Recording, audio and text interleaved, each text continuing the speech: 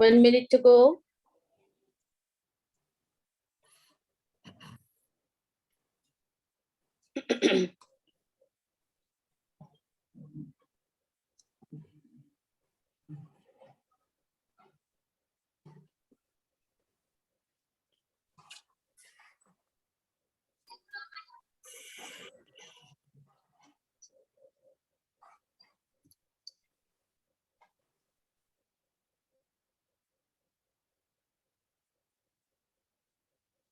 So it is 8:32 now, and let us start with the session.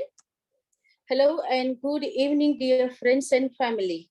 Once again, I, Lina Doshi, welcome you all on the 89th program from the platform of Let's Grow Together. जिंदगी ने सवालात बदल डाले और वक्त ने हालात बदल डाले। हम तो आज भी वही हैं जो कल थे, बस लोगों ने अपने ख्यालात बदल डाले। कुछ ऐसी ही भावनाएं उसके मन में उठती है जब इंसान के जीवन में कैंसर नाम का एक शब्द अपनी जगह बना लेता है। कैंसर एक ऐसा शब्द है जिनको सुन के पूरी फैमिली हिल जाती है। WHO के मुताबिक पूरी दुनिया में होने वाली मृत्यु के कारणों में कैंसर दूसरे नंबर पे आता है। कैंसर की वजह से हर रोज 20,000 से भी ज्यादा लोगों की मौत होती है। विश्व में मलेरिया, टीबी या एड्स से जितनी मौतें होती है, उससे कई ज्यादा मौत कैंसर की वजह से होती है। दुनिया में हर 8 में से 1 मौत कैंसर से होती है। अभी हाल ही में हमने 4 फरवरी को विश्व कैंसर दिवस मनाया था, जिससे इस बीमारी को डिटेक्ट करने, रोकथाम करने और इसके प्रति जागरूकता फैलाने हेतु ये दिन मनाया जाता है। सबसे पहले ये कैंसर दिवस 1993 में जिनेवा, स्विट्जरलैंड में UICC द्वारा मनाया गया था। कैंसर पीड़ितों को मोटिवेट करने के लिए एक बहुत अच्छा प्रयास था नो हेयर सेल्फी, जो वैश्विक स्तर पर चलाया गया था, जिसमें लोगों ने अपने बाल कटवाए और अपनी ऐसी फोटो सोशल मीडिया पर शेयर की थी ताकि कैंसर से पीड़ित व्यक्ति जिन्होंने इलाज के दौरान अपने बाल गंवा दिए हैं, वो खुद को बाकी से अलग ना समझे और उनका मनोबल बढ़े। एक और बात, क्या आपको पता है कि हम सबके शरीर में पहले से ही कैंसर सेल मौजूद होते हैं? तो फिर हम सबको कैंसर क्यों नहीं होता? आंकड़ों के मुताबिक दुनिया में करीब 30 से 50% कैंसर केसेस अपनी आदतों को ठीक करके ही कम किए जा सकते हैं। हम अगर फिल्म इंडस्ट्री की बात करें तो सोनाली बेंद्रे, इरफान खान पठान, मनीषा कोइराला, युवराज सिंह, अनुराग बासु, मुमताज, राकेश रोशन, लीजा रॉय, राजेश खन्ना, विनोद खन्ना एंड नरगिस, ऐसे कई बड़े नामी लोग हैं जिनको कैंसर हुआ है। उनके पास पैसों की कोई कमी नहीं थी। खाना डाइटिशियन की सलाह से खाते हैं, पानी बिस्लरी का पीते हैं, सबके पास अपने क्वालिफाइड डॉक्टर्स की पूरी टीम है। तो सवाल उठता है कि इतनी देखभाल के बावजूद भी उन्हें कैंसर जैसी गंभीर बीमारी क्यों हुई? उसका कारण ये है कि वे प्राकृतिक चीजों का इस्तेमाल नहीं करते थे और ज्यादा हद तक उनकी आदतें और उनकी लाइफस्टाइल जिम्मेदार थी। शायद हम सब की लाइफस्टाइल ही इसी कैंसर जैसी गंभीर बीमारी को न्योता देती है, जिससे सिर्फ एक व्यक्ति ही नहीं पूरी फैमिली सफर करती है। तो आइए आज हम जानेंगे कि लाइफस्टाइल को ठीक करके हम कैंसर को कैसे प्रिवेंट कर सकते हैं। इस बातों को हमें ऑथेंटिकली और विस्तार से बताने हेतु हमारे बीच बहुत बड़े कैंसर स्पेशलिस्ट मौजूद हैं, जिनका नाम हम में से बहुत सारे लोगों के लिए नया नहीं होगा। वो है डॉक्टर चिराग भाई शाह। उनका परिचय दूं उससे पहले उनका रेफरेंस देने के लिए हमारे मित्र डॉक्टर पीजी शाह साहब का मैं तहे दिल से धन्यवाद करना चाहूंगी। Doctor Chirag Shah MD medical oncology USA, MD haematology USA, MD internal medicine USA, trained in USA for 7 years as at prestigious institute like Albert Einstein College of Medicine, New York, and Wayne State University, Detroit, Michigan. Currently, he is the director, Department of Hematology, Oncology, and Stem Cell Transplant at Apollo Hospital, Ahmedabad. He authored a book in 2014 on cancer evaluation and management in Gujarati and English, gave several presentations, speeches, and teaching sessions at various forums in India, author of several articles for lay press on cancer awareness and education, member of American Society of Clinical Oncology and Hematology, member of American Society of Blood and Marrow Transplantation, running largest NGO, manage palliative care center of Gujarat for cancer patients completely free of cost for over 10 years, known as Karunalay, managed by Shyam Oncology Foundation. His areas of interest are stem cell transplants and have done more than 200 transplants. ये आंकड़े शायद थोड़े से मेरे पास updated नहीं है. Hemato-oncology and breast cancer training are also his area of interest, and he worked in it a lot. So, dear friends and family, with profound pride and joy, I am inviting today's speaker and very well-known cancer specialist, Dr. Chirag Bhai Shah. Chirag bhai, let's grow together के platform पे आपका बहुत बहुत स्वागत है, and over to you sir. नमस्ते, thank you. मैं हिंदी में बोलने का प्रयास करूंगा ज्यादातर.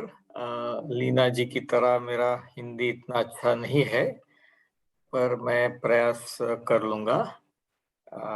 तो पहले मैं ये स्क्रीन शेयर करता हूँ.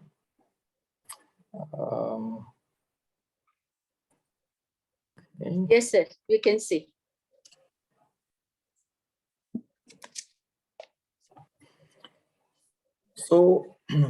बहुत लोग लाइफस्टाइल के बारे में बात करते हैं कि कैंसर लाइफस्टाइल से जुड़ा हुआ है, और ज्यादातर लोग जब लाइफस्टाइल की बात करते हैं तो वो समझते हैं कि अपने खाने में कुछ चीजें बंद करें और कुछ खाएं, और दूसरा एक्सरसाइज करें, तो इन चीजों से हम कैंसर से बच सकते हैं. तो ज्यादातर लोगों के मन में लाइफस्टाइल के यही मायने हैं, एक्सरसाइज और डाइट. तो आज हम ये जानने का प्रयास करेंगे कि और क्या सीक्रेट्स हैं लाइफस्टाइल के बारे में, जो कि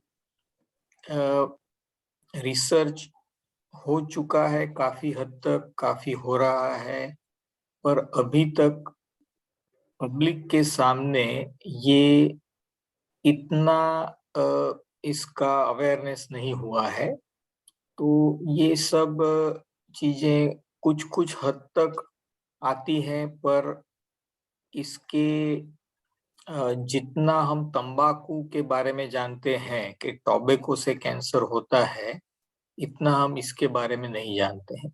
और हमारे कई पेशेंट्स को और उनके रिलेटिव्स को ये सवाल होता है कि इनको कैसे कैंसर हो गया, इन्होंने तो कभी तंबाकू नहीं खाया, कभी दारू नहीं पिया,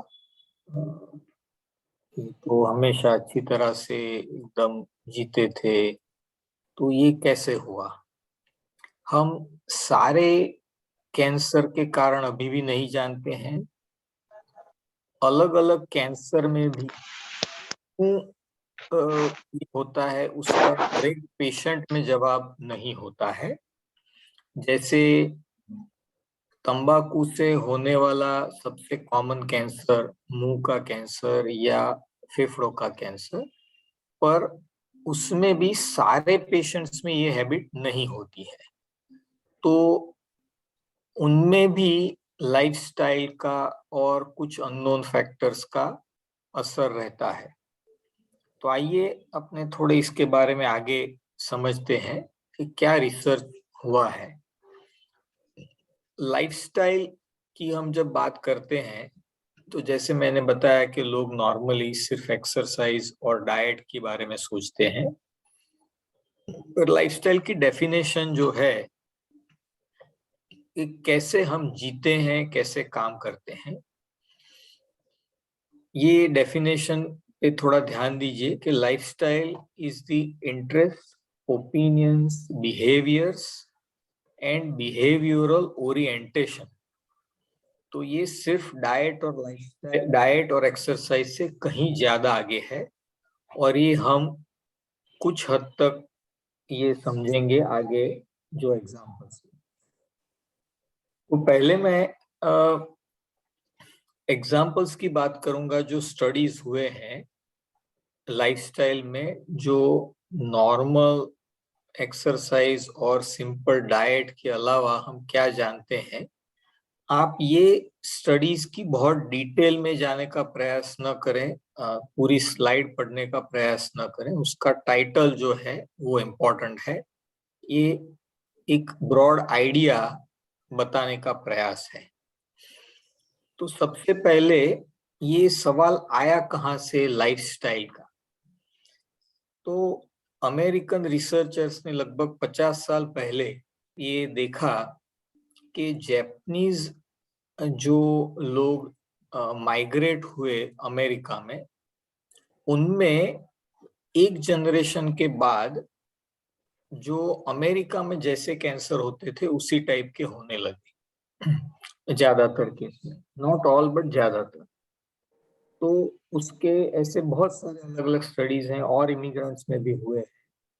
ये जो एक स्टडी है ये 2004 की, उसमें उन्होंने बताया कि ये सारा रिस्क जो है वो सिर्फ जो नोन फैक्टर्स हैं कि भी ये डाइट या एक्सरसाइज उससे एक्सप्लेन नहीं हो रहे हैं, तो कुछ और भी है। तो इसलिए उन्होंने ये लाइफस्टाइल शब्द यूज किया कि पूरा लाइफस्टाइल जो है वो बदलने पर उसके बहुत सारे और भी कंपोनेंट बदल जाते हैं जो हम पूरी तरह से समझ नहीं पा रहे हैं। पर उसमें कॉमन कैंसर्स थे जो इस स्टडी में स्टमक, इसोफेगस माने फूड पाइप, अन्न नली, पैंक्रियाज, लिवर, सर्विक्स यानी स्त्रियों के कैंसर, जो गर्भाशय के मुख का कैंसर, यूट्रस के मुख का। और उन्होंने इससे ये भी समझा कि शायद जो रिस्क है वो लाइफ के अलग अलग टाइम पे काम करते हैं।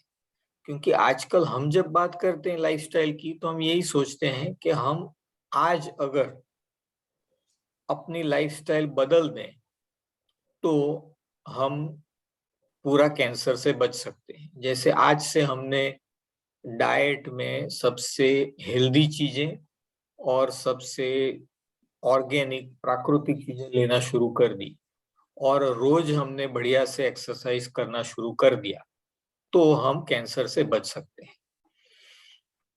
तो आइए देखते हैं कि ये इसके अलावा और क्या क्या चीजें हैं।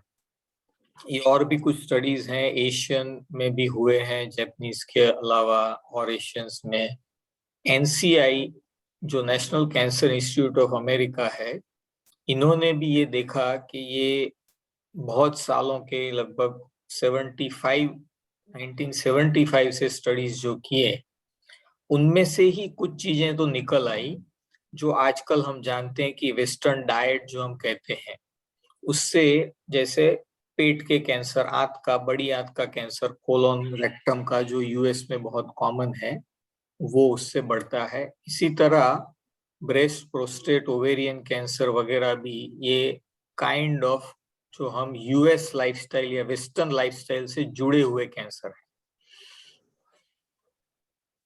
आजकल जो भी कॉमन कैंसर्स हैं उसमें ब्रेस्ट, ओवरी, यूट्रस और प्रोस्टेट ये मेनली हार्मोन रिलेटेड कैंसर्स हैं। फिर कोलोन, रेक्टम, स्टमक, इसोफेगस या अन्न नली और गॉल ब्लैडर फूड से रिलेटेड है। फेफड़ों का और मुंह का गले का कैंसर मेनली टोबैको रिलेटेड है, पर सारे टोबैको रिलेटेड नहीं है। आपको आश्चर्य होगा ये सुन के कि मुंह के कैंसर में भी कुछ cancer human papilloma virus infection से जुड़े हुए हैं, जो कि सर्विक्स में मेन कारण है एचपीवी इंफेक्शन। और हम आगे देखेंगे कि लाइफस्टाइल जो है ये सारी चीजों के ऊपर असर करती है। तो हार्मोन पे भी, हमारी फूड हैबिट्स पे, हम टोबैको लेते हैं या नहीं लेते हैं, या हमें इन्फेक्शन होने की संभावना कैसी है, ये एक्चुअली सारा ये लाइफस्टाइल से जुड़ा हुआ है।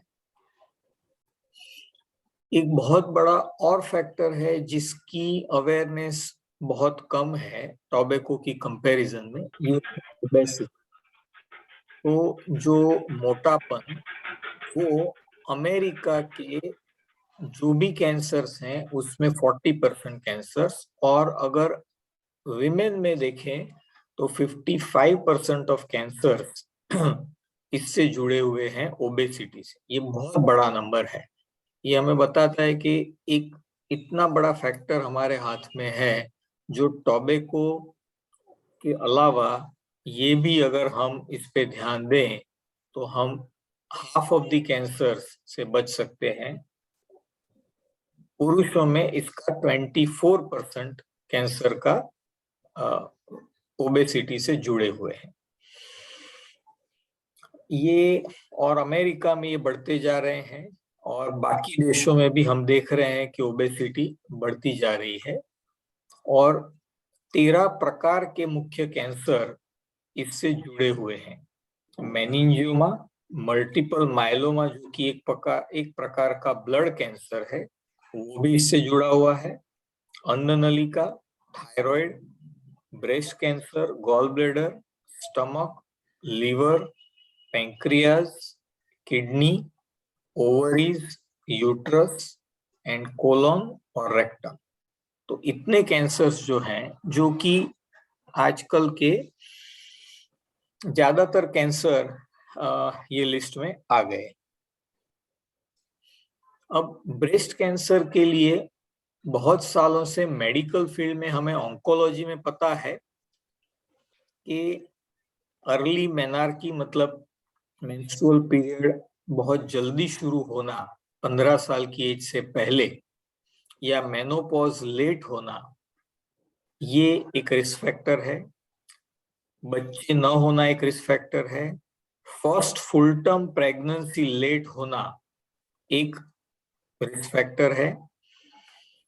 अगर पहली डिलीवरी, पहला बच्चा 20 साल के पहले हो जाता है तो ब्रेस्ट कैंसर होने का कम 20% कम हो जाता है, और अगर 25 साल तक तो 10% रिस्क कम होता है।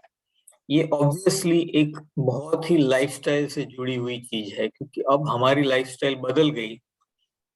अब बहुत ही कम घरों में ये होगा कि पहला बच्चा 20 से पहले हो जाए। थोड़ा रिस्क बढ़ता है ओरल कॉन्ट्रासेप्टिव से भी और मेनोपॉजल हार्मोन रिप्लेसमेंट थेरेपी से भी। अब हमने कहा था कि कुछ सीक्रेट्स भी हम बताएंगे। तो ये ऐसी चीजें हैं जो कि पब्लिश्ड हैं, ये मेडिकल लिटरेचर ही मैं बता रहा हूँ। नाइट शिफ्ट करने से ब्रेस्ट कैंसर का रिस्क बढ़ता है। तो जो लोग नाइट शिफ्ट नहीं करते हैं उनकी कंपैरिजन में ये 2.6 टाइम मतलब 2.5 गुना ज्यादा रिस्क होता है जो नाइट शिफ्ट करते हैं उनको। तो ये बहुत ही इम्पोर्टेंट पॉइंट है जो हम समझ सकते हैं कि ज्यादातर लोग इसके बारे में जानते नहीं हैं। उसके अलावा सिर्फ ब्रेस्ट का ही नहीं, नाइट शिफ्ट से कुछ पेट के कैंसर और लंग कैंसर भी स्त्रियों में बढ़ते हैं। तो इसमें भी जो ब्रेस्ट कैंसर का रिस्क है 1.5 गुना, और खास करके ये लंग कैंसर का एक से थोड़ा ज्यादा, डाइजेस्टिव सिस्टम थोड़े 1.3। इस तरह से थोड़े थोड़े रिस्क में बढ़ोतरी होती है नाइट शिफ्ट करने से। और ये बहुत सारे स्टडीज जिसमें लगभग 39 लाख लोगों के ऊपर किए गए टोटल स्टडीज का ये तारण है। सो ये ऐसा नहीं है कि कोई बहुत छोटी मोटी स्टडीज या एक स्टडीज का तारण है। ये 61 आर्टिकल स्टडीज जिसमें कुल मिला के इतने लगभग 40 लाख लोगों पे ये किया गया था स्टडीज। अब सोशल ड्रिंकिंग एक कॉमन होता जा रहा है वेस्टर्न कल्चर में, तो ये बहुत कॉमन है और लोग समझते हैं कि बहुत थोड़ा सा ड्रिंक कर लिया तो इससे हमारा रिस्क नहीं बढ़ेगा। पर इसका जो रिस्क है वो ये इसमें देखें कि हम अगर एक हफ्ते में एक बॉटल ऑफ वाइन यूज करते हैं तो ये 5 सिगरेट के बराबर है पुरुषों के लिए, और ये सीक्रेट है कि स्त्रियों के लिए डबल रिस्क है। सो अल्कोहल से जो रिस्क होता है कैंसर का वो लेडीज के लिए काफी ज्यादा है पुरुषों की कंपैरिजन में। और ये रिस्क बढ़ता भी है इस तरह, जैसे अगर आपने ये बॉटल वाइन का मैंने बताया, पर अगर 3 बॉटल तक वाइन का होता है तो पुरुषों के लिए रिस्क बढ़ता है 5 से 8 सिगरेट तक का, पर स्त्रियों के लिए बढ़ता है 23 सिगरेट जितना रिस्क बढ़ जाता है।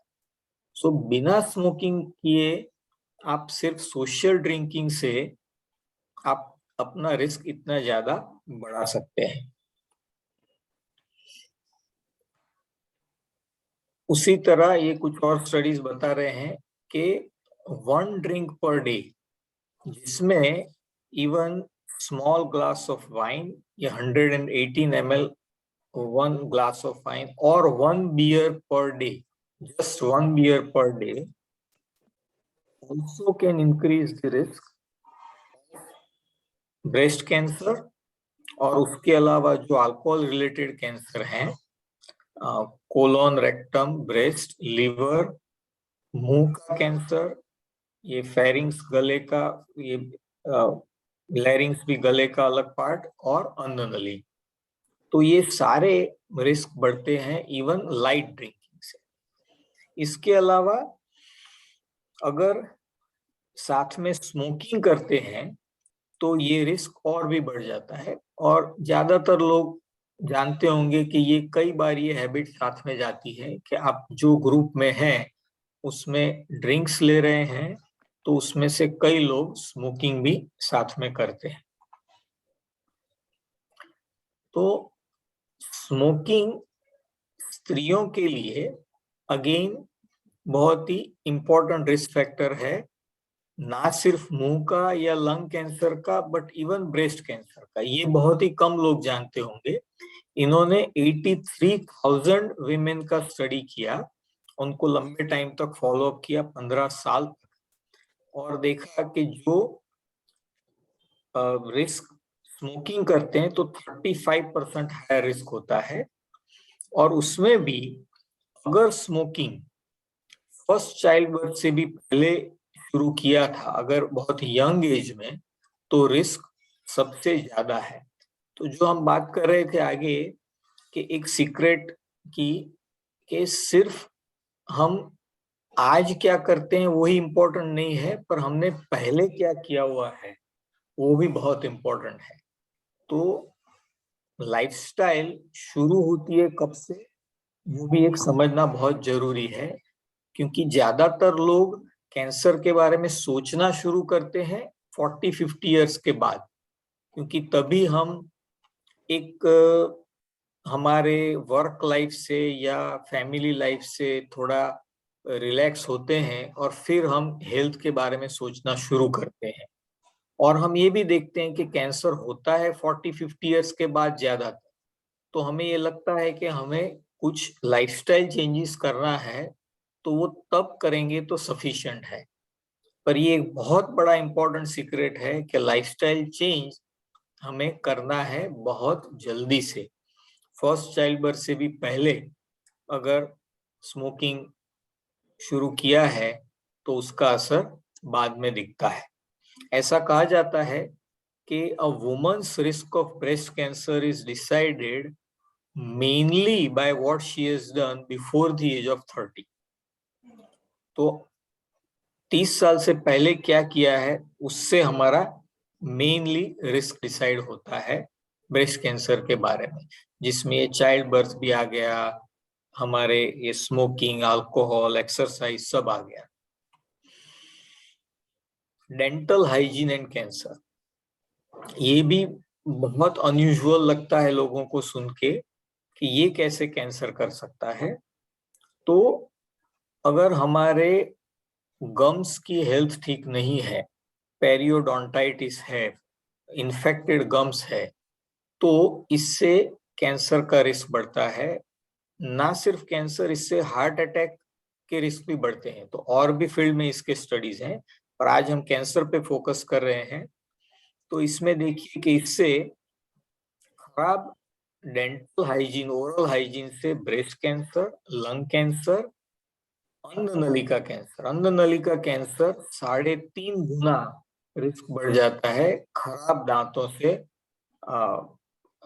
जो पुअर हाइजीन, दांत साफ नहीं करते उनसे। गॉल ब्लैडर, मेलेनोमा, स्किन का कैंसर, और थोड़ा रिस्क बढ़ता है कैंसर का भी। सो इस तरह ये स्मोकिंग या कोई भी प्रकार के तंबाकू के बिना सिर्फ खराब डेंटल हाइजीन भी हमारे रिस्क बढ़ाते हैं। एंटीबायोटिक्स, ये भी किसी ने नहीं सोचा होगा कि भाई एंटीबायोटिक लेने से भी हमारे कैसे कैंसर का रिस्क बढ़ सकता है। तो अगर यंग एज में एंटीबायोटिक लिए है लंबे टाइम तक या मिडिल एज में, तो जितने ज्यादा उतना इसका रिस्क ज्यादा आफ्टर द एज ऑफ 60। तो जैसे आपने 30-40 साल की एज में एंटीबायोटिक खाए हैं ज्यादा, तो 60 के बाद आपका कैंसर का रिस्क बढ़ता है, कोलोन या रेक्टम कैंसर का। कई लोग मानते हैं कि विटामिन हेल्दी हैं, इसलिए हम बहुत ज्यादा विटामिन लेंगे तो हम बहुत ज्यादा हेल्दी हो जाएंगे। तो इसके जो स्टडी है ये भी काफी इंपॉर्टेंट है समझना कि विटामिन बहुत ज्यादा खाने से रिस्क एक्चुअली बढ़ता है। ये बहुत ही इंपॉर्टेंट एक स्टडी था, जिसमें और भी कुछ ऐसे स्टडीज में आया हुआ है, पर ये एक मैंने सारे केसेस के एक एग्जांपल्स जैसे लिए हैं, बाकी हर एक फील्ड के बहुत स्टडीज हैं। ये जर्नल ऑफ क्लिनिकल ऑन्कोलॉजी की बहुत ही प्रेस्टिजियस नंबर 1 जर्नल में पब्लिश हुआ है 2017 में, कि अगर आप हाई डोजेज में विटामिन लेते हैं तो आपके कैंसर का रिस्क बढ़ता है। ये स्टडी लंग कैंसर को ध्यान में रख के की गई थी। सो क्लियरली इसमें अगर हाई डोजेज में B6, B12 लिए गए थे तो रिस्क में क्लियर बढ़ोतरी हुई थी, जो कि नॉर्मल रूटीन जो सप्लीमेंट डोज में नहीं हुई थी। तो ये इंपॉर्टेंट है समझना। उसके उपरांत प्रोसेस्ड मीट से भी कैंसर होता है। ये WHO ने ऑलरेडी 2015 में डिक्लेयर किया हुआ है ऑफिशियली कि प्रोसेस मीट, जो कि हम बर्गर वगैरह में आता है, जो बेकन, हैम, सॉसेज, सलामी, हॉट डॉग, ये अलग अलग प्रिपरेशन जो हैं, इनसे ये क्लियरली आंतों का कैंसर का रिस्क बढ़ता है 18%, और पॉसिबली ऑल्सो प्रोस्टेट का, पैंक्रियाज और स्टमक का। तो ये वेरी इंपॉर्टेंट फैक्टर जो कि हमारे लाइफस्टाइल में, अब वेस्टर्न लाइफस्टाइल में ये काफी जुड़ चुका है। लकीली ज्यादातर इंडियंस या गुजराती अभी भी वेजिटेरियन हैं या नॉन वेजिटेरियन बहुत डेली नहीं लेते हैं। रेड मीट से भी रिस्क बढ़ता है लगभग 17%।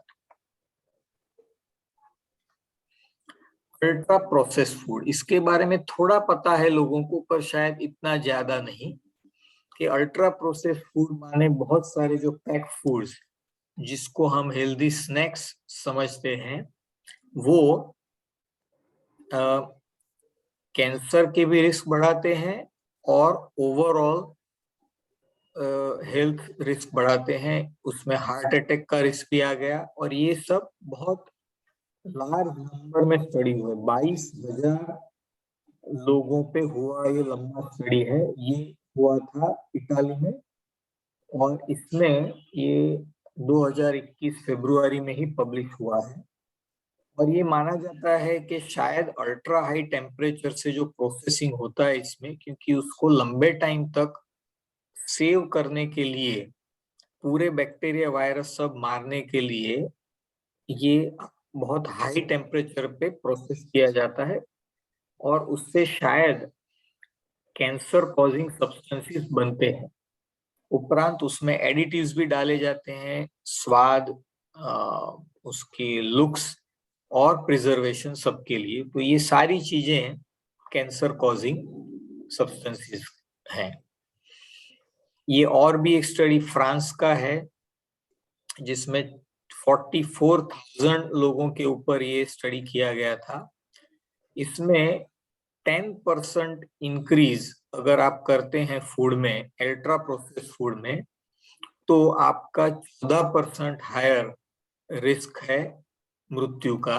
उसमें से एक कारण कैंसर भी है।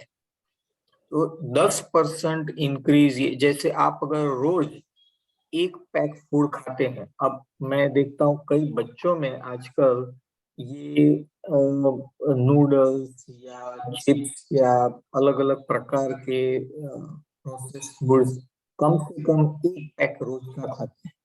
आप ये देख सकते हैं कि क्लियरली सिर्फ इससे ही आपका 15% रिस्क बढ़ जाता है। और ये स्टडी हुई थी 45 इयर्स और ओल्डर में। बच्चों में बहुत लाइकली है कि ये रिस्क उससे भी ज्यादा होता है। ये हम कुछ हद तक जानते हैं, पर उतना डिटेल में नहीं जानते कि सिडेंट्री बिहेवियर, मतलब बैठे रहने से ये रिस्क बढ़ता है कोलोरेक्टल कैंसर। ये बहुत ही इंटरेस्टिंग स्टडी है, जिसमें टीवी व्यूइंग टाइम के साथ कोरिलेट किया गया था इसको, कि अगर आप 14 घंटे पर वीक टीवी देखते हैं, तो आपका कोलोरेक्टल कैंसर का रिस्क 70% हायर है। मतलब दिन का 2 घंटे या वीकेंड में अगर हम बहुत लंबा बैठते हैं तो। और वेरी इंटरेस्टिंगली, ये रिस्क अगर हम और चीज के लिए बैठते हैं तो नहीं बढ़ता है। जैसे कि हम काम के लिए डेस्क पे बैठे हैं, बुक पढ़ रहे हैं, या घर के बाहर कहीं गार्डन में बैठे हैं लंबे टाइम तक, तो इससे ये रिस्क नहीं बढ़ता है। ये भी बहुत बड़े स्टडीज हैं, सो ऐसा नहीं है कि कुछ छोटे प्रमाण में स्टडी किया गया है। तो ये 89,000 लोगों पे किया गया स्टडी है, और बहुत ही लंबे टाइम तक। हो सकता है कि ये कुछ और फैक्टर से जुड़ा हो, कि जैसे हम टीवी देखने लंबा टाइम बैठते हैं तो हमारे और कुछ हेल्थ बिहेवियर भी साथ में खराब होते हैं। पर ये क्लियरली एक चीज है जो हमारे हाथ में है, कि हम टीवी व्यूइंग टाइम अपना कम कर सकते हैं। अच्छे न्यूज ये है कि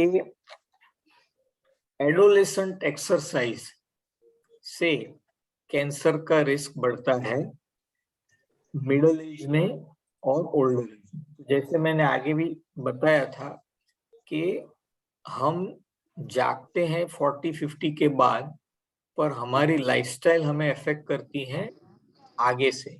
और ये एडोलेसेंट मतलब टीन एज से हमने जो किया है, से हमारी ओवरऑल मृत्यु की रिस्क, हमारे हार्ट अटैक के प्रॉब्लम्स और कैंसर के, ये सारी चीजें पर असर होता है। तो बच्चों को या टीनेजर्स को हमें एक्सरसाइज में जोड़ना है, ये बहुत इंपॉर्टेंट है। हाँ, एडल्ट लोगों को एक्सरसाइज करने से फायदा होता है जरूर, पर ये फायदा उससे भी बड़ा है।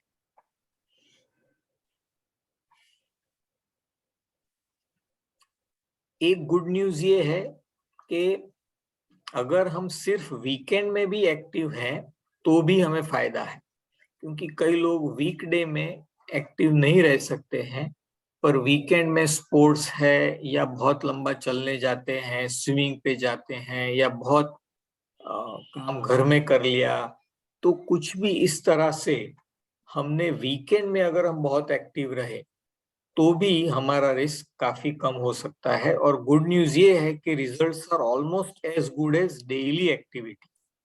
सो कोई अपने लिए हर रोज 30-45 मिनट्स का टाइम निकाल रहा है और हम वो नहीं कर पा रहे हैं, पर हम सिर्फ सैटरडे संडे को भी बढ़िया से एक्सरसाइज कर लें, कुछ भी हमारे इंटरेस्ट का कर लें जिसमें फिजिकल एक्टिविटी बहुत हो, तो भी हमें बहुत फायदा है।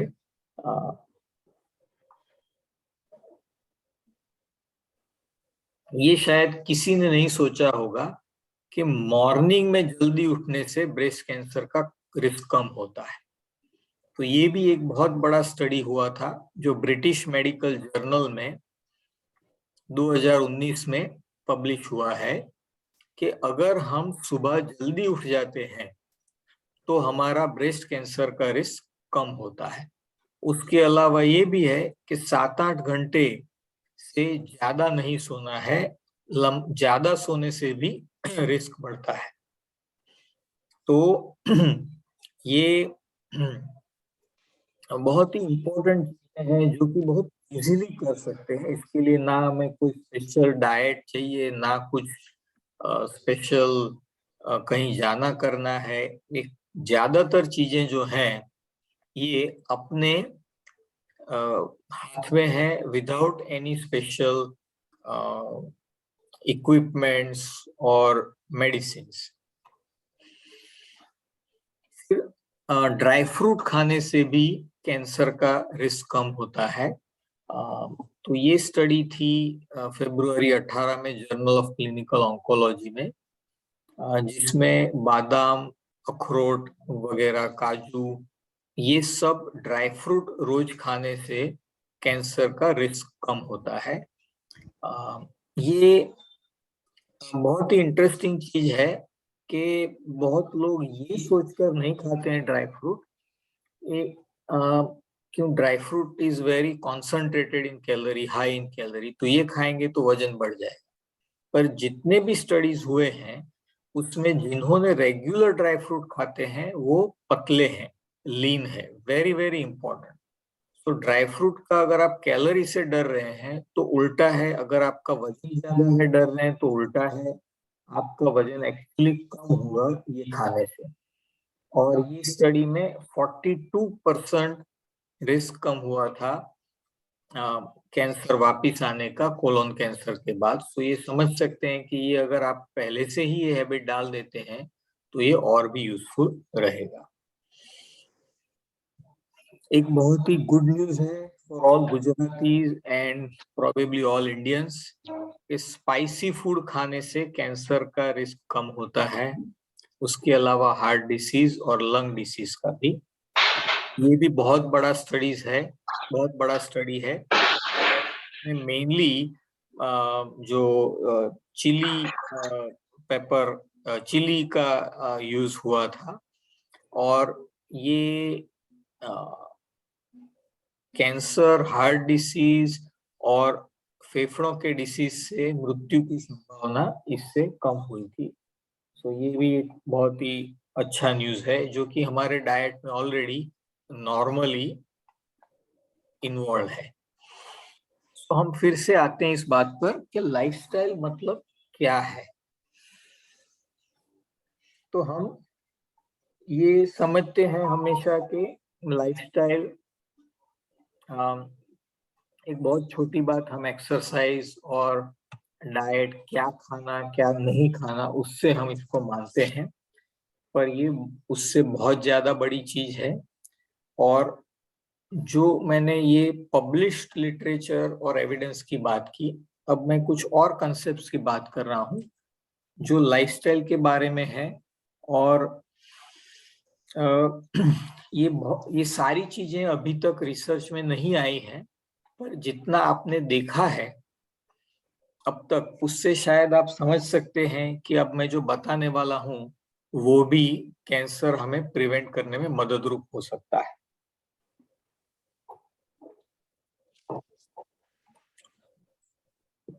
तो आपने जब हम लाइफस्टाइल की बात करते हैं तो हमारे जो आयुर्वेद या जो भी ट्रेडिशनल साइंस में तीन चीज की बात होती है: आहार, विहार और विचार।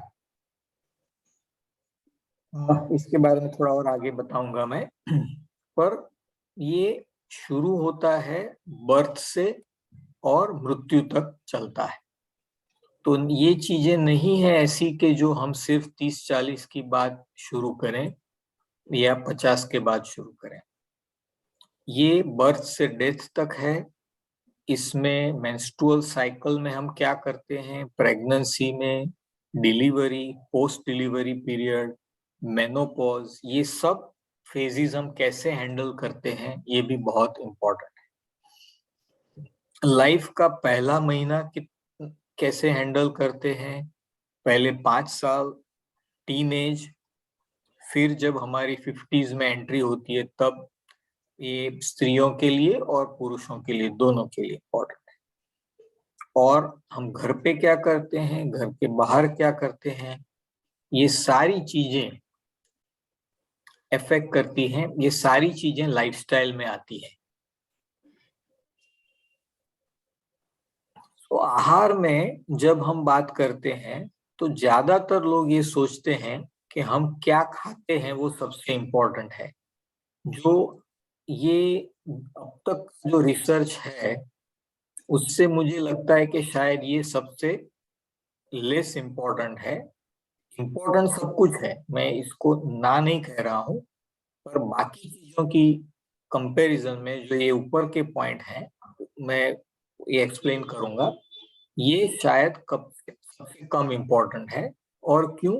क्योंकि हम जानते हैं कि सारे कल्चर, स्टेट्स, एक राज्य में भी कितने सारे अलग अलग डाइट हैं, अलग देशों के डाइट अलग हैं, और फिर भी अच्छी हेल्थ पॉसिबल है। और कैंसर तो इतना बड़ा है, सिर्फ लास्ट 50 से 70 सालों में, या एट द मोस्ट 100 ईयर्स में।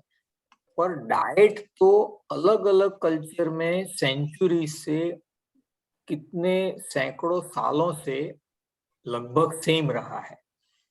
और मिडल ईस्टर्न डाइट आजकल लोग बहुत बात करते हैं, पर हमारे यहाँ भी कैंसर बहुत कम था, यूरोप में भी कैंसर बहुत कम था पहले।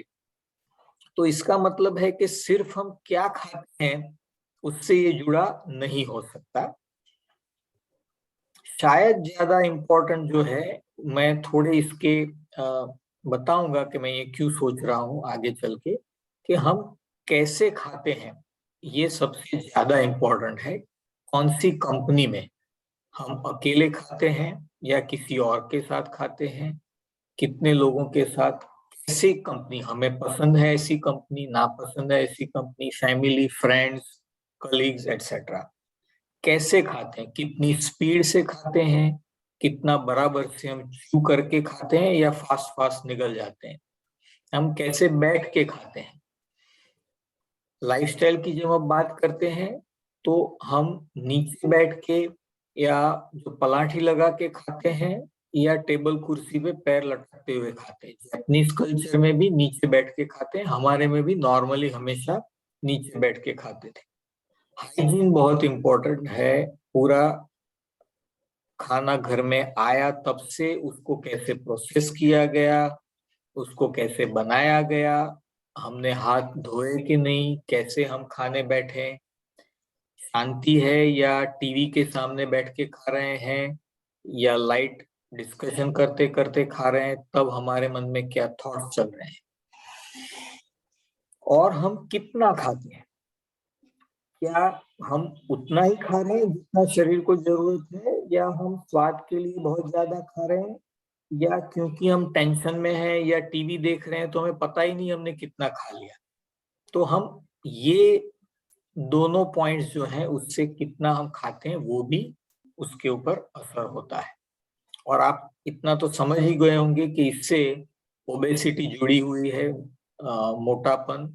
तो ये बहुत ही इंपॉर्टेंट वैसे भी हो गया।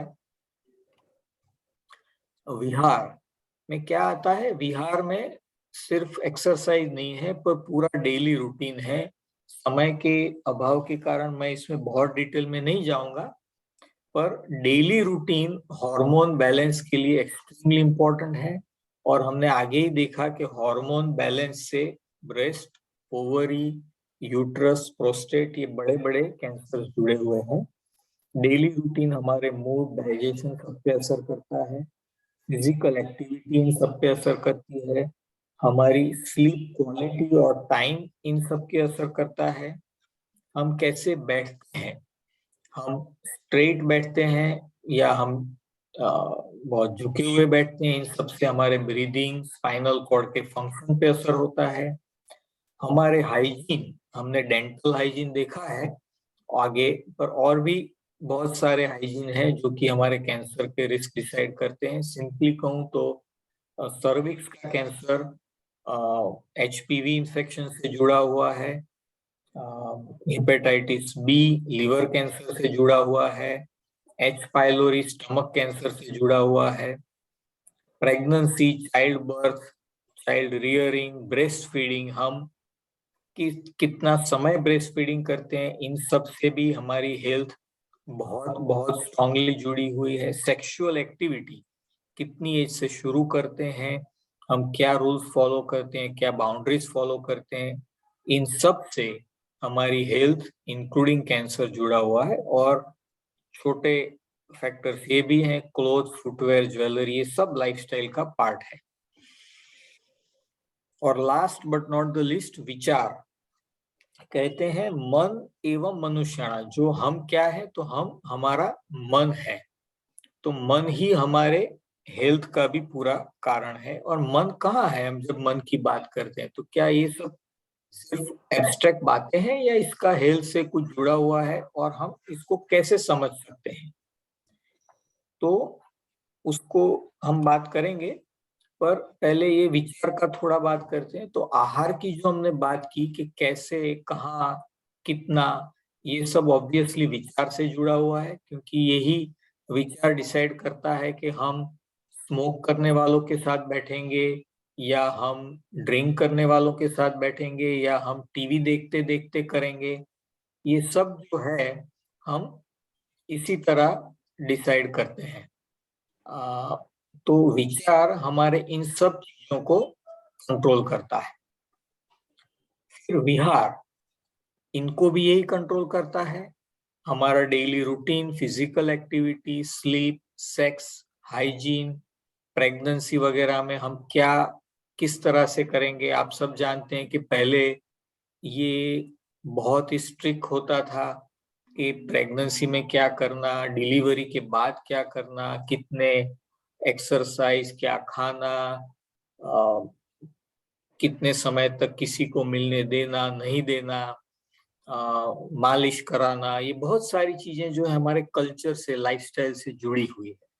हम क्या, फिर आता है विचार में, क्या हम थैंकफुल हैं हमें जो मिला है उसके लिए। हमारे, हम जब शॉक्स आते हैं लाइफ में, खराब चीजें, डाइंग, डेथ, जैसे कोरोना, पेंडेमिक, वॉर्स, खराब न्यूज, तो हम कैसे उसको हैंडल करते हैं। हम फेस्टिवल्स कैसे सेलिब्रेट करते हैं। पहले हम फेस्टिवल्स कैसे सेलिब्रेट करते थे? हमेशा ज्यादातर सबके साथ करते थे, उसमें घर पे बहुत सारा खाना बनता था।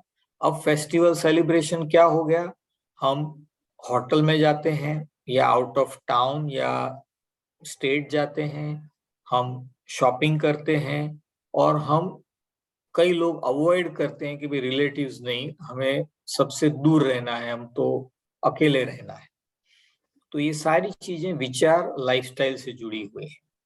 और ये भी हम समझते हैं कि आजकल के बहुत बड़े बड़े जो इश्यूज हैं, डिप्रेशन, लोनलीनेस, एंजाइटी, चिंता, ये सब भी विचार से जुड़ी हुई हैं।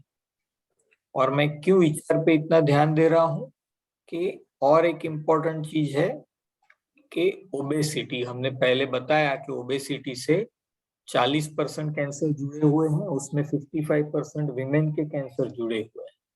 तो ओबेसिटी और डिप्रेशन का क्या रिलेशन है? ये बहुत बड़ा स्टडी है जिसमें इन्होंने क्लियरली देखा है कि दोनों डायरेक्शन में कनेक्शन है। मतलब जो मोटे हैं उनको डिप्रेशन होने के चांसेस 55% है, रिस्क बढ़ता है, और जो डिप्रेस्ड हैं उनको ओबेसिटी, मोटापन होने का रिस्क 58% बढ़ता है। तो ये क्लियरली आप समझ सकते हैं अब कि विचार क्यों इतना इंपॉर्टेंट है लाइफस्टाइल में। और हमें lifestyle does not mean only exercise and क्या खाते हैं, बट ये सारी चीजें बहुत इंपॉर्टेंट है। ये हम ऑलरेडी देख चुके हैं, मैं जस्ट रिमाइंड करा रहा हूं कि 55% कैंसर्स विमेन में ओबेसिटी से जुड़े हैं। ओबेसिटी डिप्रेशन का बहुत स्ट्रॉन्ग रिलेशन है। तो ओबेसिटी हम अब तक ये समझते आ रहे हैं कि ज्यादा खाते हैं और कम कैलोरी स्पेंड करते हैं तो ओबेसिटी होती है। इतना सिंपल मैथ्स नहीं है, उससे बहुत ज्यादा ये जरूर इम्पोर्टेंट है, पर ये भी इम्पोर्टेंट है कि डिप्रेशन से भी ओबेसिटी होती है। प्रोसेस फूड्स में कई सारे केमिकल होते हैं जो हार्मोन इम्बैलेंस करते हैं, जो ओबेसिटी करता है। डेयरी प्रोडक्ट्स में अब जैसे मिल्क, कई जगह पे काउस को हार्मोन इंजेक्शन देके मिल्क प्रोड्यूस किया जाता है so that they give more milk. So this again affects our hormonal balance. इसी तरह जो हम खाते हैं एग्रीकल्चर प्रोडक्ट्स में भी, उसको बड़ा बनाने के लिए, अच्छा बनाने के लिए कई सारे केमिकल्स, कुछ इंजेक्शंस, हार्मोन्स, ये सब दिया जाता है। जेनेटिक मॉडिफिकेशन ऑफ सीड्स किया जाता है, ये भी रिस्क कर सकते हैं, ऐसी संभावना है। तो जब डिप्रेशन की बात हमने की तो एक ऑटोमेटिकली बात आ जाती है कि भी तो डिप्रेशन को फाइट कैसे करें, उसको डिप्रेशन ना होने दे, उसके लिए हम क्या करें। समय के अभाव में मैं कुछ चीजों का ही जिक्र करूंगा यहाँ पे। सो ये हार्वर्ड से एक 75 ईयर्स लॉन्ग रिसर्च चल रहा है जिसमें 3 जनरेशन स्टडी हो चुकी है। और शॉर्ट में ये है कि रिलेशनशिप्स जो है वो सबसे ज्यादा इम्पोर्टेंट है। कोलेस्ट्रॉल, फिजिकल एक्टिविटी, इन सब से ज्यादा इम्पोर्टेंट रिलेशन हेल्थ पे इन्होंने देखा है कि रिलेशनशिप का है। और सो अच्छी रिलेशनशिप हमें हेल्दी और हैप्पी दोनों रखती है। क्वालिटी ऑफ रिलेशनशिप सबसे ज्यादा इम्पोर्टेंट, ना कि फेसबुक पे हमारे कितने फ्रेंड हैं या व्हाट्सएप में कितने ग्रुप में हम शामिल हैं। जो सोशली कनेक्टेड है या फैमिली है, फ्रेंड्स, कलीग्स, कम्युनिटी मेंबर्स, जिनके साथ स्ट्रांगली जुड़े हुए हैं, उनकी हेल्थ अच्छी रही है। और ये लाइफ लॉन्ग टास्क है रिलेशनशिप बनाना और मेंटेन करना। अच्छी क्वालिटी की स्लीप बहुत इंपॉर्टेंट है। जो बैक्टीरिया हमारे गट में है वो कई तरह के हॉर्मोन्स और केमिकल्स प्रोड्यूस करते हैं जो हमारे ब्रेन को, इम्यून सिस्टम को वगैरह को अफेक्ट करते हैं। और ये एक बहुत ही इंपॉर्टेंट कंसेप्ट है अब मेडिसिन फील्ड में। ब्रेन गट मतलब दिमाग, पेट और उसके अंदर रहे बैक्टीरिया, उनका जो कनेक्शन है वो हमारे नर्वस सिस्टम, हार्मोन, इम्यूनिटी सब पे असर करता है, हमारे मूड पे असर करता है, हमारे वेट पे, सब चीजों पे असर करता है। और लास्टली मैं ये फिर से स्ट्रेस करना चाहूंगा कि timing of efforts is very important. कि हाँ जरूर आप जो एज में करेंगे उससे फायदा जरूर है, पर जैसे हम कहते हैं कि फाइनेंस में अगर आप छोटी उम्र से इन्वेस्टमेंट शुरू करेंगे तो आगे चल के बहुत बड़ा होगा। इसी तरह हेल्थ में है, जो आपने बच्चों में रिस्क फैक्टर्स कंट्रोल किए, obesity, tobacco, alcohol, processed foods, unhealthy habits like screen time, ये सब, तो उसका इफेक्ट बहुत ज्यादा आगे मिलेगा। इसी तरह अगर उन्होंने अच्छे हैबिट अभी से डाले, अच्छा डाइट, एक्सरसाइज, प्रॉपर स्लीप, तो उसका इम्पैक्ट बहुत बड़ा है। और ये हमारे ग्रैंड पेरेंट्स वगैरह हमेशा कहते ही थे कि बचपन में जो किया, ये यंग एज में किया, वो आपको पूरी लाइफ फायदा देगा। तो अभी आप ड्राई फ्रूट खाइए, अभी अच्छा खाइए, अभी ये करें वो करें। तो आपके चिल्ड्रन, ग्रैंड चिल्ड्रन सब पे जरूर फोकस करें। और वो फोकस करने का सबसे बढ़िया तरीका है टीच बाय एग्जाम्पल। आप अपनी लाइफस्टाइल बदलेंगे तो बच्चे अपने आप वही करेंगे। Thank you. और इसके लिए मैं बहुत सारे लोगों का थैंक यू कहना चाहूंगा। उसमें मेरे जो योग टीचर हैं श्री बिरजू भाई आचार्य एंड उनके पूरे फैमिली, मेरी पूरी फैमिली, फ्रेंड्स, कलीग्स, अपने जो फोर फादर्स हैं, ऋषिज, वैद्य etcetera, many other practitioners of alternative medicine, और आज के researcher, and all of you. Thank you again. So I stop here. Yes, sir.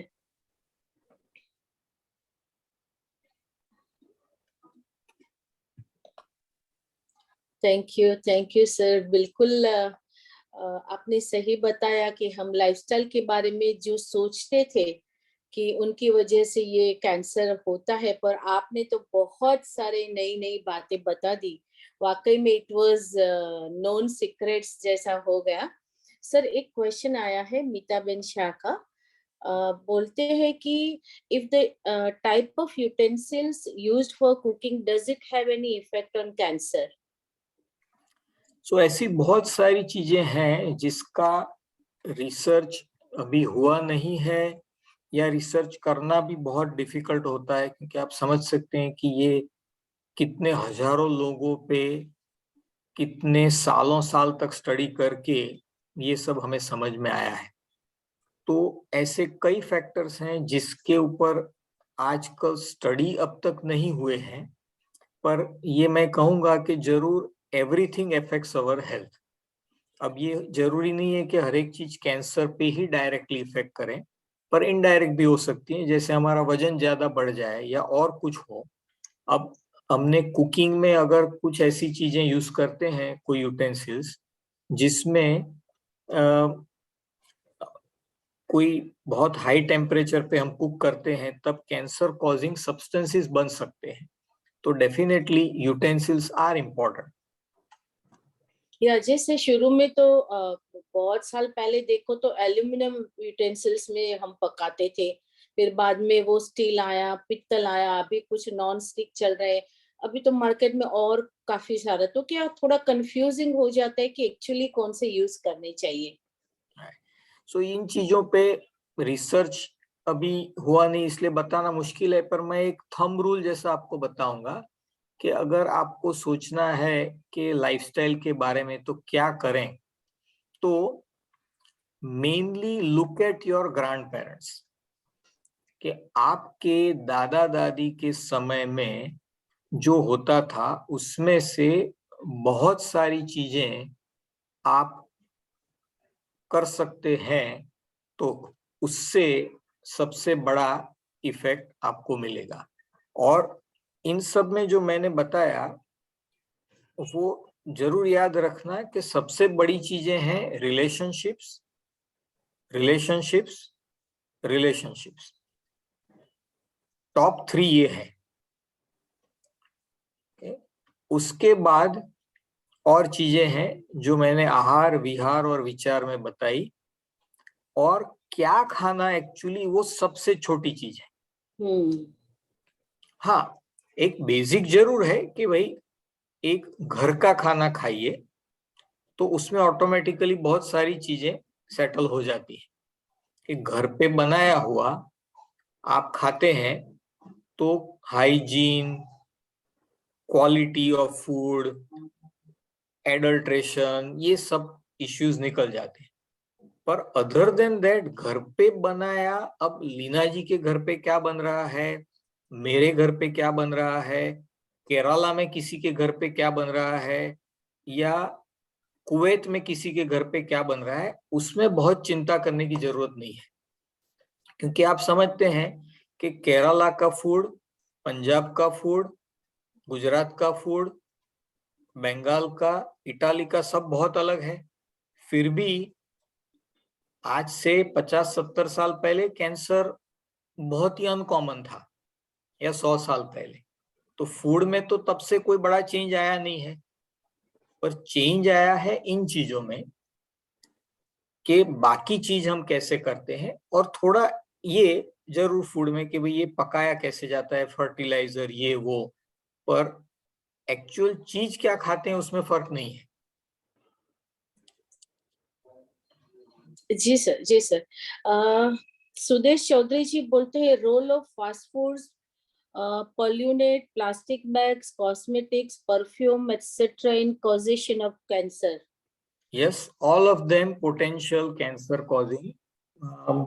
जिसमें जो स्टडी हमने फास्ट फूड वगैरह का बताया कि ये उसमें जो अल्ट्रा प्रोसेस फूड्स जो हैं, तो वो हाई टेम्परेचर पे कुक करने से उसको क्या एडिटिव्स डाल के स्टोर किया जाता है, और जब हम बाहर खाते हैं तो क्वालिटी जो यूज होती है फूड मटेरियल की और उसमें डाले जाने वाले मसाले, तेल सबकी वो हमें पता है कि वो कैसा यूज होता है और क्यों सबसे सस्ता यूज होता है। इसी तरह जो भी कॉस्मेटिक्स, परफ्यूम्स वगैरह है, अब इन चीजों को एग्जैक्टली स्टडी करना ऑब्वियसली बहुत डिफिकल्ट है। तो मैं ये कहूंगा कि सब मॉडरेशन में यूज करना है। हमें हम हमारे ग्रैंड पेरेंट्स जैसे जीते थे ऐसे हम कंप्लीट तो जा नहीं सकते ना। हम पूरा स्क्रीन यूज करना बंद कर देंगे, ना हम व्हीकल्स बंद कर देंगे, ना हम 100% मेकअप बंद कर देंगे। तो हमें इससे एक गाइडेंस देना है कि हाँ, कम करना है, जहां भी हमारे हाथ में है उसको कंट्रोल करना है। पर जब भी आप ये सब सोचें, पहले मैंने जो पॉइंट्स बताए, जो टॉप 5-10 है, उसके ऊपर ध्यान जरूर देना। घूम फिर के ये ना हो कि हम फिर से उसी छोटी छोटी चीजों पे आ जाएं जो जिसका इम्पोर्टेंस शायद 2% है, मतलब वो पूरे हाथी निकल जाए और हम पूंछ पे अटक जाए, ऐसा ना हो। ये टॉक के बाद कुछ याद न रहे, इतना याद रहे कि रिलेशनशिप्स, रिलेशनशिप्स, रिलेशनशिप्स ये सबसे इंपॉर्टेंट है।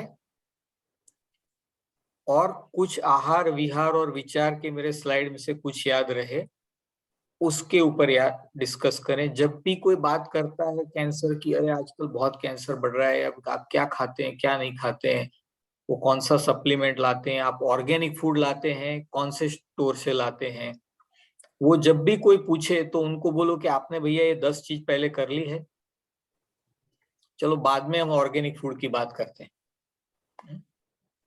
तो बिल्कुल सही रिमाइंड बात। कराते रहें, सबको रिमाइंड कराते रहें। ये सबको रिमाइंड कराएंगे तो आपके लाइफ में भी आएगा। और ये आपने बिल्कुल सही बताया, लाइफस्टाइल का हम वही सोचते हैं जब हम वो एक पढ़ाई के बाद करियर के लिए बाहर निकलते हैं और थोड़ी लाइफ चेंज होती है, तब जाके हमें लगता है कि दिस इज कॉल्ड लाइफस्टाइल की आप शुरू करें। पर आपने बहुत आई ओपनिंग कुछ कुछ बातें की है कि वो बचपन से from birth to to death होती है। कुछ बातें आपने जो ओबेसिटी की कही कि obesity indirectly cause to cancer risk, breast cancer की बात की, नाइट शिफ्ट वाला मतलब सही में कुछ सीक्रेट वाली ही बातें की, नाइट शिफ्ट का बताया आपने, फिर बॉटल ऑफ वाइन का बताया, और dental hygiene. No, I think majority लोगों को नहीं पता होगा कि डेंटल हाइजीन से भी होता है। एंटीबायोटिक्स का आपने बताया, फिर टू मच ऑफ विटामिन्स, ज्यादातर हम लेडीज लोग को ये होता है after 30-35, most of the ladies use to take multivitamins on a daily basis, तो ये भी शायद एक चौंकाने वाली बात है। Processed meat and ultra processed food, फिर सेडेंटरी बिहेवियर, फिर फायदे वाले भी आपने बात की। ये मुझे थोड़ा अच्छा भी लगा कि हर रोज एक्सरसाइज नहीं करो पर वीकेंड में भी कर दो तो हर रोज Exactly. करने वाली बेनिफिट है, तो शायद मैं I can see smile on many faces, तो काफी सारे लोगों को ये बात ज्यादा पसंद आई है।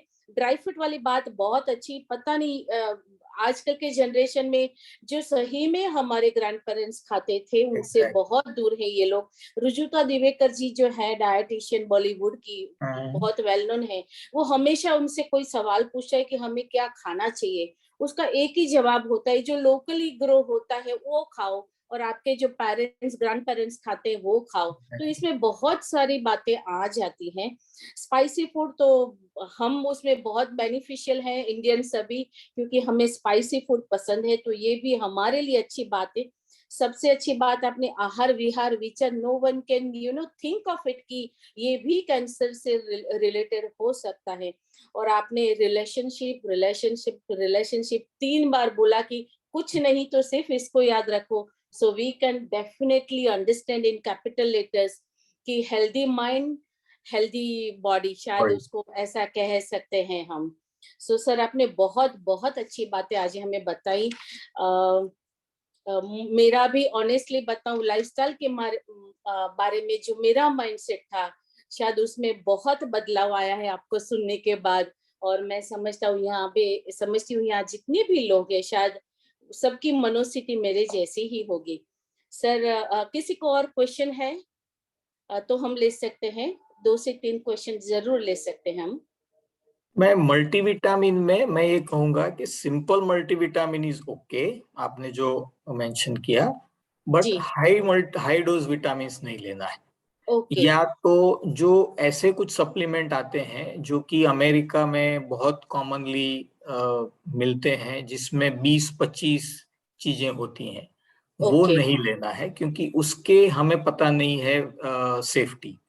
पर जिसमें little bit of B1 B6 B12 है, फोलिक एसिड है, ऐसे simple vitamin is okay, sir simple vitamin फिर डेली बेसिस पे ले सकते हैं क्या? जरूर ले सकते हैं।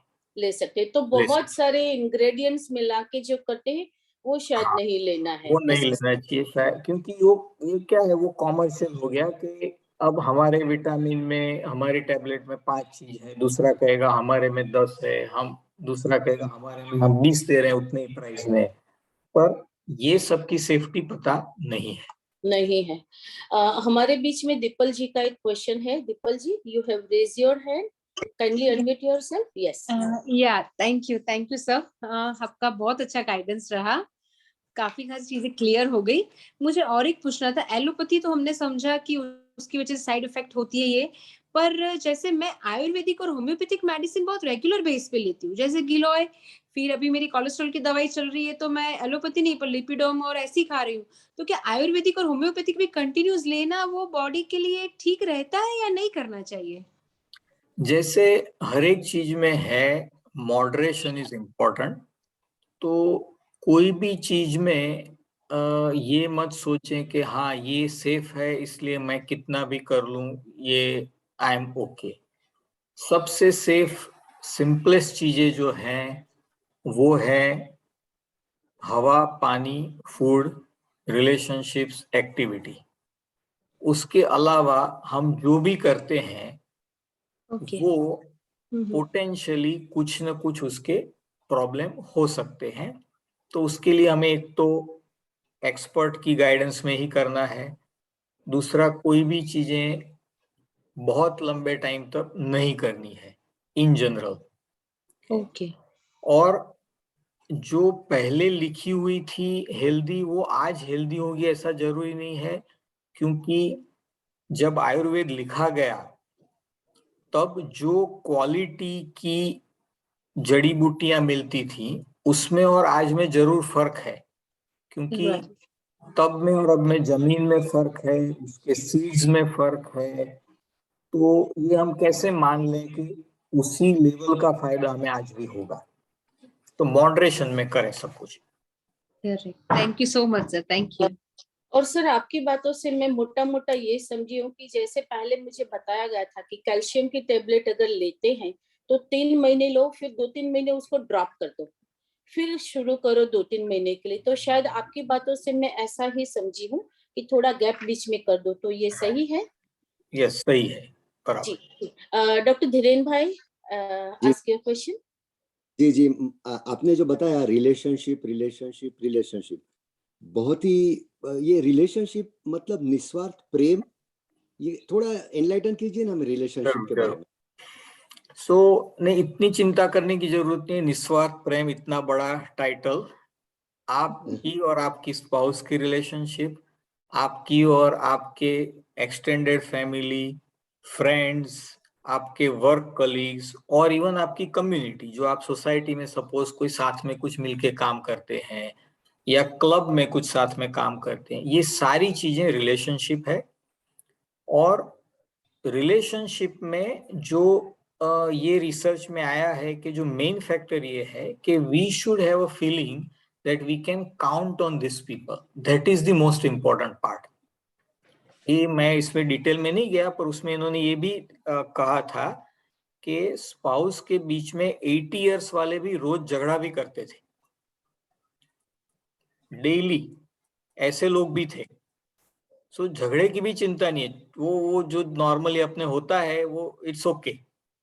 हाँ, बट वो दोनों को एक विश्वास है अंदर से, ये कोई एक्सप्रेस करने की जरूरत नहीं है कि हाँ मैं तेरे लिए हूं, तू मेरे लिए, ये सब, पर एक अंदर से विश्वास है कि हाँ मुझे कुछ हुआ तो मैं अकेली नहीं हूं, मैं अकेला नहीं हूं। ये जो फीलिंग है, that is the crux of the relationship. तो सर ये भी मित्रों के कैंसर साथ पे, भी ये होती है। तो सर ये भी कैंसर प्रोटेक्ट करने में यस, हेल्प क्योंकि ये करता जो है? स्टडीज हैं उसमें ये देखा गया है कि ऑल कॉज मोर्टालिटी, उसमें सारे कॉजेज आ गए। अब सारे कॉजेज में सबसे कॉमन क्या है? Cardiovascular number 1 and cancer is number 2, बराबर। तो जब आप ऑल कॉज मोर्टालिटी में अगर फायदा है, तो बिना कैंसर में फायदा किए आप वो नंबर में जीत नहीं सकते, बराबर। आपके एग्जाम में 2 सब्जेक्ट हैं, नंबर 1 और नंबर 2। आप नंबर 2 में बहुत वीक हैं, तो आपका पहला नंबर कैसे आएगा? आप सारे मुख्य सब्जेक्ट में अगर गुड हैं तो ही आप नंबर 1 हो सकते हैं, सही, बराबर है। तो ये जी, सारे और ये द गुड थिंग इज कि healthy lifestyle protects you not from cancer alone, from heart attack, stroke, rheumatoid problems, osteoporosis, arthritis, dementia, memory losses, जो वो सब तो सारी चीज में इसमें इंक्लूडेड है। तो ऐसा नहीं है कि हमें हर एक चीज के लिए अलग अलग करना है, नहीं तो आप सोचिए कितना डिफिकल्ट हो जाए लाइफ, कि हमें हर एक एक्सपर्ट का सुनना है। और आज कैंसर वाले डॉक्टर आए थे, उन्होंने कहा ये करो, कल रूमेटोलॉजिस्ट ने कहा ये करो, तीसरे ऑर्थोपेडिक ने कहा कि भाई आपको ये बोन खराब हो जाएंगे, इसके लिए तो अलग ये करना है। तो करेंगे क्या? पूरे दिन यही करते रहेंगे क्या? तो जिएंगे कब? तो लकीली ऐसा कुछ नहीं है, ये सारी चीजें एक हेल्थी लाइफस्टाइल में साथ में सब कुछ आ जाता है। सही। अब हम लास्ट क्वेश्चन एक इला गज्जर से ले सकते हैं, उसके बाद आगे चलेंगे। यस इला जी, अनम्यूट योरसेल्फ।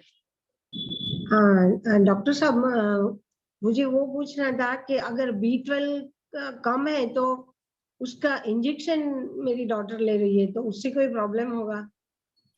तो वो भी लिमिटेड पीरियड में लेना है। हाँ। और देखना है कि भाई आपका B12 लेवल फिर बहुत ज्यादा ना रहे, क्योंकि ये single vitamin in high dose is not very healthy. Thank you. So I am hoping आपको जवाब मिल गया है। सर, हाँ। With your consent I would like to release my next flyer. Sure. Thank you.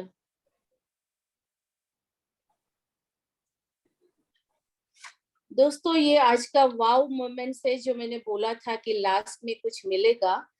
Jain समाज की भावी दिशा पर बात करेंगे पद्मश्री। जी हाँ दोस्तों, हमारे ये प्लेटफॉर्म पे पहली बार एक पद्मश्री हमारे प्लेटफॉर्म पे आ रहे हैं। मेरे लिए बहुत गौरव। हम सब के लिए गौरव और सौभाग्य की बात है। इतनी बड़ी हस्ती हमारे मंच पे आ रहे हैं और बात करेंगे जैन समाज की भावी दिशा पे। I request everyone to unmute yourself, please. उनके बारे में बात करूं तो 26 जनवरी 26 Sudesh ji, please unmute yourself, mute everyone. And 26 जनवरी 22 को अपने गणतंत्र दिवस पर भारत सरकार ने भारत के सर्वोच्च नागरिक सम्मानों में गिने जाने वाले पद्मश्री पुरस्कार बिहार के इस आचार्य चन्नाश्री जी को दिए हैं और उनको देने का ऐलान किया है। ये बिहार के सामाजिक क्षेत्र में उत्कृष्ट कार्य करने के लिए दिया गया है, जिसमें ये जैन साध्वी आचार्य चन्नाश्री जी ने राजगीर में विरायतन नामक संस्था शुरू कर अपना समग्र जीवन मानवता की सेवा में लगा दिया। विरायतन भारत के बिहार राज्य में गरीबों के लिए फ्री अस्पताल, स्कूल आदि चलाता है। विरायतन was among the first organization presented to provide necessary relief and rehabilitation following the 2001 earthquake in Kutch, Gujarat, the tsunami in 2004 and during the Surat flood in 2006. हमारे लिए ये सच में बहुत गौरव की बात होगी कि पद्मश्री आचार्य चन्नाश्री जी, फाउंडर ऑफ विरायतन, हमारे मंच पर आकर हमसे बात करेंगे। ये सभी धर्मों की बात होगी। टाइटल सिर्फ जैन है, पर सभी धर्म एक ही बात करते हैं, तो ये मत सोचिएगा कि सिर्फ जैन धर्मों की बात होने वाली है। कॉमन धर्म की ही बात होने वाली है। उनके आने की खबर से ही पूरे विश्व की बड़ी बड़ी 6 संस्थाएं हमारे साथ जुड़ गई हैं और आपकी जानकारी के लिए बता दूं कि एक ही संस्था में पूरे विश्व से 65,000 मेंबर्स हैं जो हमारे साथ जुड़े हैं। ऐसी 6 बड़ी बड़ी संस्थाएं हमारे साथ जुड़ी हैं, तो ये बहुत बड़े पैमाने पे प्रोग्राम होने जा रहा है जो हमें घर बैठे ही सुनने को मिलने वाला है। ज्यादा से ज्यादा लोगों को जोड़िए और ये प्रोग्राम 8 बजे से शुरू होगा। प्लीज माइंड वेल, हमारा आज तक 8:30 से शुरू होता था, ये 8 बजे से शार्प चालू हो जाएगा। लिंक, आईडी, पासकोड इस बार नए हैं, तो हमारा आईडी पासकोड मत डालिए। मैं अभी लिंक और सभी आपसे शेयर कर रही हूँ, वो डिफरेंट है, वो ध्यान में रखें। और लेटेस्ट बाय 7:45 यानी 15 मिनट पहले आप जरूर जुड़ जाइए for the hassle free entry, क्योंकि जैसा मैंने बताया बहुत सारे लोग जुड़ने वाले हैं। मैं समझ रही हूँ कि अपने मेंबर्स को बिल्कुल दिक्कत ना आए, इसलिए आप थोड़ा सा जल्दी जुड़ जाए। तो नेक्स्ट सेशन में जरूर हम बहुत बड़ी हस्ती को सुनने वाले हैं। दोस्तों, ये 90th एपिसोड रहेगा। As I told you previously कि मेरी जर्नी 108 पे कंप्लीट होने जा रही है। अभी सिर्फ 18 जर्नी बची है, 18 एपिसोड्स बचे हैं। तो मैं समझ रही हूँ आप लोगों ने यहाँ तक अभी मेरा साथ दिया है। बस 18 सेशंस और 9 जुलाई को it will be our last session.